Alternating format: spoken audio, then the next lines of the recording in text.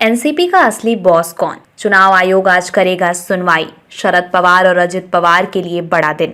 राष्ट्रवादी Congress party NCP के नाम और चुनाव चिन्ह के दावों को लेकर शरद पवार और अजित पवार की गुट की ओर से डाली गई याचिका पर चुनाव आयोग आज शुक्रवार 6 अक्टूबर को सुनवाई करने वाला है।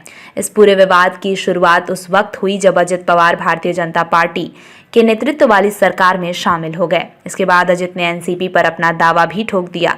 भतीजे की इस चाल के खिलाफ चाचा शरद पवार ने चुनाव आयोग का रुख किया। अब दोनों गुटों को चुनाव आयोग के सामने अपना अपना पक्ष रखना है। इससे पहले निर्वाचन आयोग ने शरद पवार गुट के खिलाफ कारण बताओ नोटिस जारी किया था।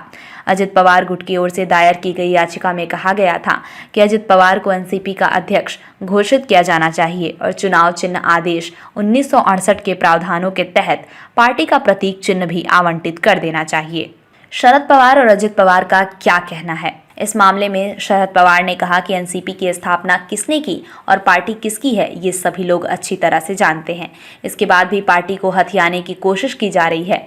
फैसला चाहे जो भी हो, लेकिन इससे घबराने की ज़रूरत नहीं है, क्योंकि मैंने कई बार अलग अलग चुनाव चिन्हों पर चुनाव लड़ा है और जीता भी है। वहीं अजित पवार का कहना है कि चुनाव आयोग का जो भी फैसला होगा उसे स्वीकार किया जाएगा। जानिए पूरा घटनाक्रम। नवंबर 2019 में बीजेपी के साथ सरकार बनाने की असफल कोशिश के बाद शरद पवार ने अजित पवार को पूरी तरह से किनारे कर दिया था। 2 जुलाई 2023 को अजित पवार ने Shiv Sena Shinde group plus BJP सरकार में डिप्टी सीएम पद की शपथ ली।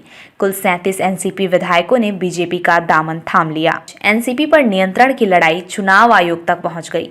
5 जुलाई 2023 को चुनाव आयोग को अजित पवार की ओर से पार्टी के चुनाव चिन्ह पर दावा करने वाली एक याचिका और उनके गुट के सांसदों और विधायकों से उनके समर्थन में 40 हलफनामे मिले। 30 जून को चिट्ठी चुनाव आयोग को भेजी गई थी।